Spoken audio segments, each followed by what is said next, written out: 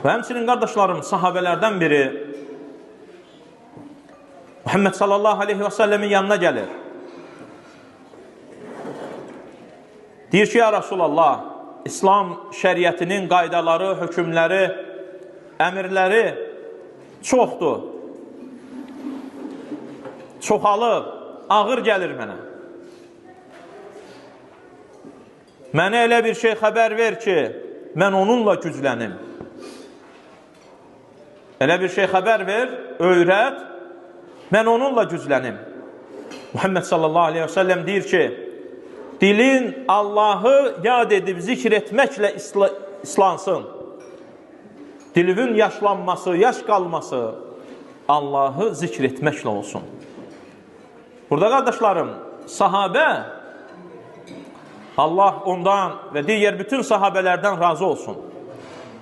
Gəlib Muhammed sallallahu aleyhi və səlləmə İslam dininin əhkamları, ibadətləri çoxdur. Mənim üçün azalt demir.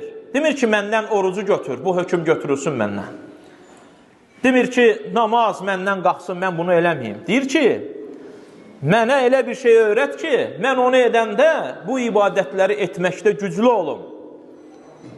Sahabə ibadətdən qaçmırdı. Sadəcə onları yerinə yetirməyə ikinci bir ibadət istəyir, subhanallah.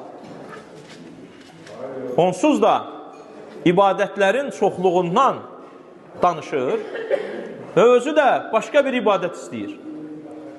Başa düşüldü mü, qardaşlar? Və Muhammed sallallahu aleyhi ve sellem deyir ki, Allahı çox zikr et. Kim, qardaşlarım, özündə, nəfsində, canında tənbəllik hiss edərsə, görsə ki, tənbəldir ibadətləri etməkdə,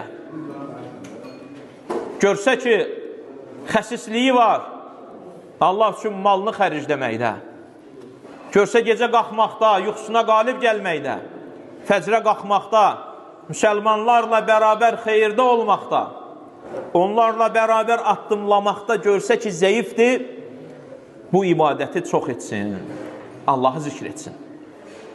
Kim Allahı çox zikr edərsə, tənbəlliyi gedər. Kim Allahı çox zikr edərsə, fəcrə heç bir kəsin ehtiyac duymadan durar. Bədəninin rahatlığını hiss eləyər. Bədənində gücü və qüvvəti hiss edər. O gücü dadar.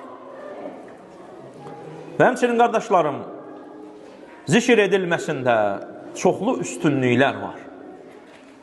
Allahın şəriətində kim Allahı çox zikr edərsə, əməllərə görə fəzilət gəlib, qardaşlar. Bu fəzilətlər qeyd edilməsi, üstünlüklərin deyilməsi onun üçündür ki, sən ona həvəsli olasan, bu ibadətlərə yönələsən. Ondan biri, qardaşlarım,